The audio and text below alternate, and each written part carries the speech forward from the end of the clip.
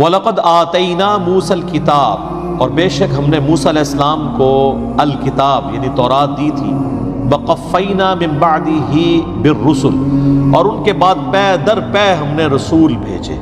یعنی موسیٰ علیہ السلام فوت ہونے سے پہلے یوشع ابن نون کو اپنا خلیفہ بنا گئے، اور ٹل حضرت عیسیٰ علیہ السلام تک مسلسل 1400 سال ایک پیغمبر دنیا سے جانے سے پہلے اپنی جگہ ایک اور دوسرے پیغمبر کو خلیفہ بنا کے جاتا تھا. اور بخاری مسلم دونوں میں حدیث موجود ہے کہ بنی اسرائیل کا انتظام ہمیشہ پیغمبروں کے ہاتھ میں ہی رہا. جب ایک پیغمبر فوت ہوتا تھا وہ دوسرے کو اپنی جگہ خلیفہ بنائے گا، جبکہ میری امت میں پیغمبر نہیں ہوں گے، خلفاء ہوں گے. تو یہاں پہ اسی کی طرف اشارہ ہے کہ موسیٰ علیہ السلام اور ان کے بعد پے در پے رسول آئے، اور الٹیمیٹلی اللہ تعالیٰ کی قدرت کا بہت بڑا نمونہ، اللہ تعالیٰ کی قدرت کا شاہکار سیدنا عیسیٰ ابن مریم علیہ السلام وہ تشریف لے کے آئے جو بنی اسرائیل کے آخری پیغمبر تھے، بنی اسرائیل کے. اور اسی کا ذکر آیا وَآتَيْنَا عِيسَى ابْنَ مَرْيَمَ الْبَيِّنَاتِ، اور ہم نے عیسیٰ ابن مریم کو تو بہت بڑے بڑے معجزات دیے تھے. وَأَيَّدْنَاهُ بِرُوحِ الْقُدُسِ، اور روح قدس کے ذریعے ان کی مدد کی تھی. یعنی بنی اسرائیل میں حضرت عیسیٰ علیہ السلام کے لیول کا اور کوئی پروفٹ نہیں تھا معجزات کے اعتبار سے. جبرائیل علیہ السلام کے ذریعے اللہ نے مدد کی. سورہ آل عمران میں، سورۃ المائدہ میں اور سورہ مریم کے اندر 3 صورتوں میں ان کے معجزات کا ذکر ہے کہ وہ مٹی کی مورت بنا کر اس میں پھونک مارتے تھے، اللہ کے اذن سے وہ پرندہ بن جاتی تھی.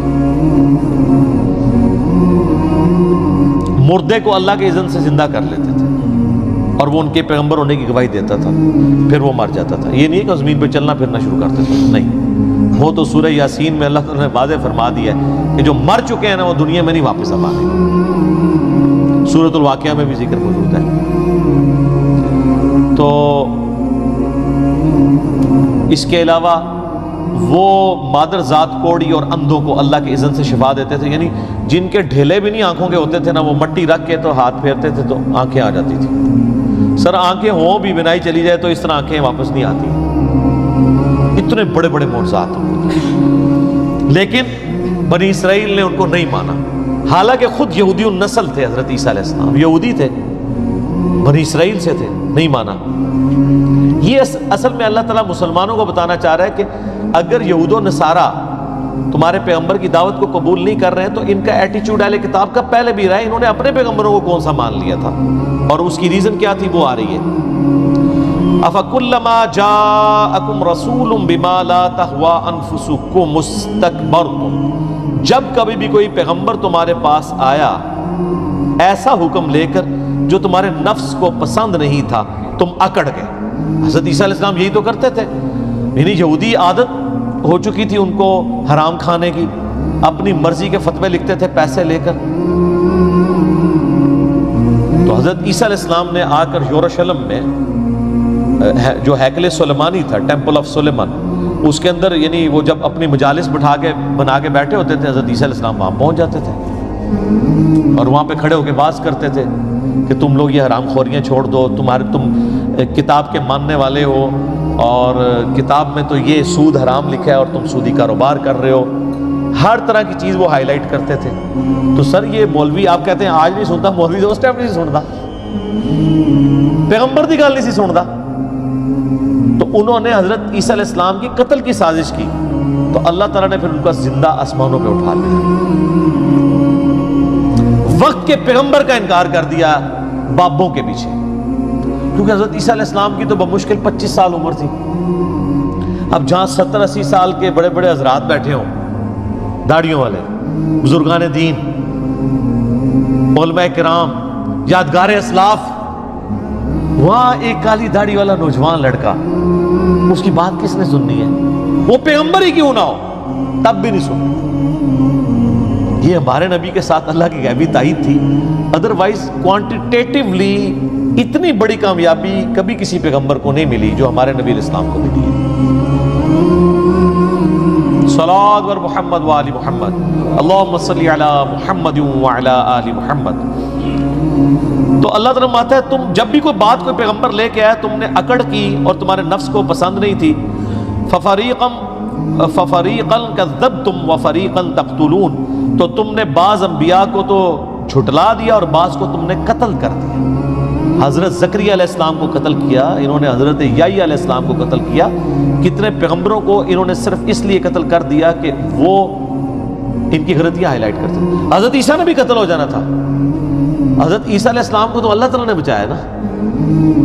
اللہ تبارک و تعالیٰ اگر نہ بچاتا تو حضرت عیسیٰ علیہ السلام کے ساتھ وہی ہونا تھا جو حضرت زکریا کے ساتھ ہوا اور حضرت یحییٰ علیہ السلام کے ساتھ ہوا۔ اچھا اب آپ یہ دیکھیں یہ دونوں پیغمبر ایک وقت کے اندر ہیں، حضرت یحییٰ علیہ السلام اور حضرت عیسیٰ علیہ السلام۔ حضرت یحییٰ علیہ السلام نے عیسیٰ علیہ السلام کے پیغمبر ہونے کی تصدیق کی ہے، تو حضرت عیسیٰ چونکہ اللہ تعالیٰ کے رسول تھے، وہ صرف نبی نہیں تھے رسول بھی تھے، تو رسول کے بارے میں تو اللہ تعالیٰ کا قاعدہ ہے کہ اللہ تعالیٰ میں کتب اللہ لأغلبن انا ورسلی، اللہ نے یہ بات طے کر لی ہے کہ میں اور میرے رسول غالب رہیں گے۔ چونکہ رسولوں کو اللہ تبارک و تعالیٰ نے غلبہ دینا ہوتا ہے، لہٰذا رسول کبھی قتل نہیں ہوتا، اس کے مخالفین ہی تباہ و برباد ہوتے۔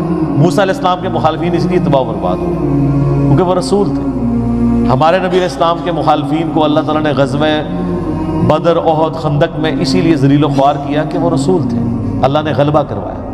حضرت عیسیٰ علیہ السلام بھی رسول تھے، لیکن آپ کے کیس میں یہ ہوا کہ آپ کے مخالفین کو اللہ تبارک و تعالیٰ نے آپ پر حاوی نہیں ہونے دیا، لیکن غلبہ بھی آپ کا نہیں ہوا، اللہ نے زندہ آسمانوں پہ اٹھا لیا۔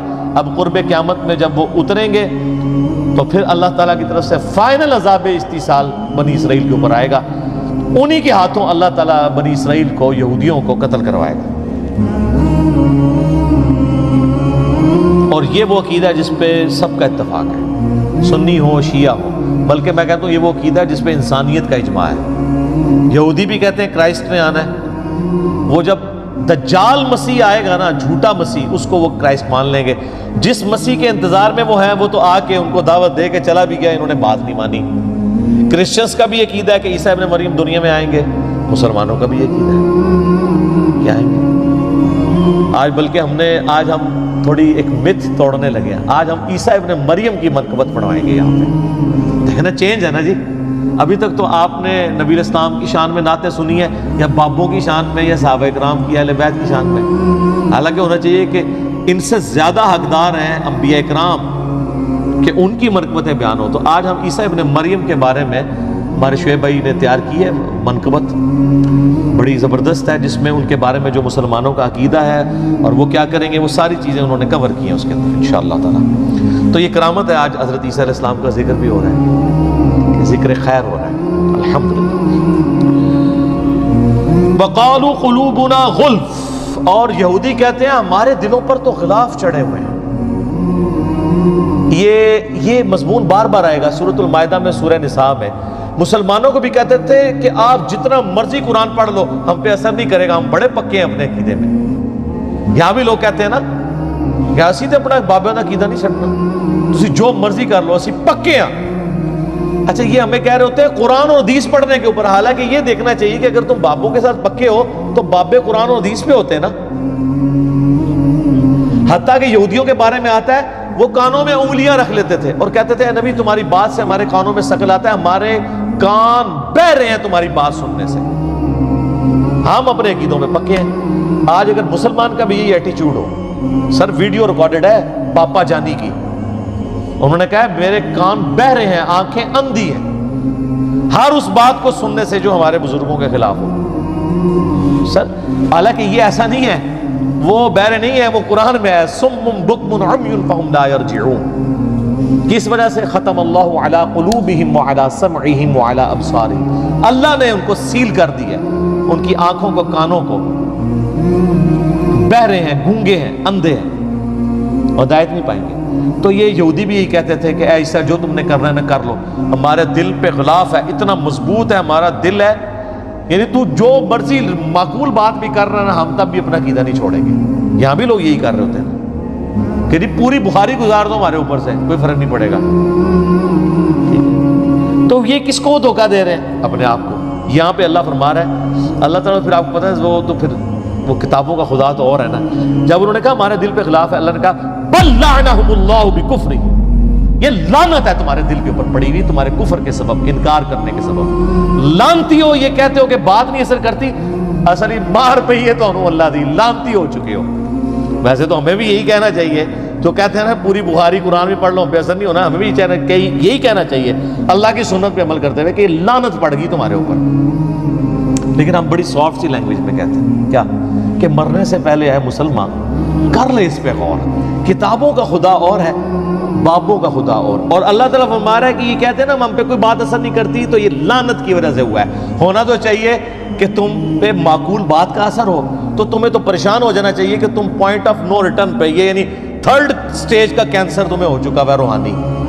یہ تو تم اپنی خود برائی بیان کر رہے ہو, یہ اچھائی تو نہیں ہے. فَقَلِيلًا مَا يُؤْمِنُونَ, بہت کم لوگ ہیں جو ایمان رکھتے ہوں گے.